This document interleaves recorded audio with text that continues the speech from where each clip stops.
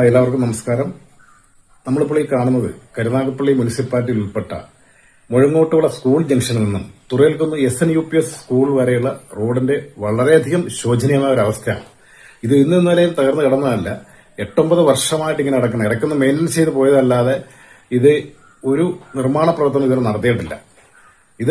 ഇതുവഴി കടന്നു പോകുന്നത് സ്കൂൾ കുട്ടികളാണ്.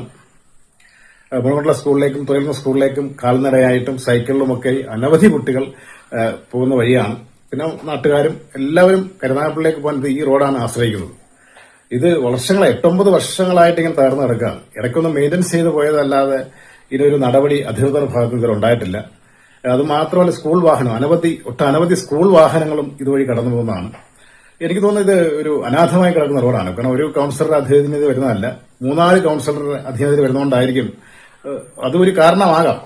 അപ്പൊ ഇത് ബന്ധപ്പെട്ട അധികാരികൾ ഇതിന് മുൻകൈയെടുത്ത് ഈ റോഡൊന്ന് നന്നാക്കണം.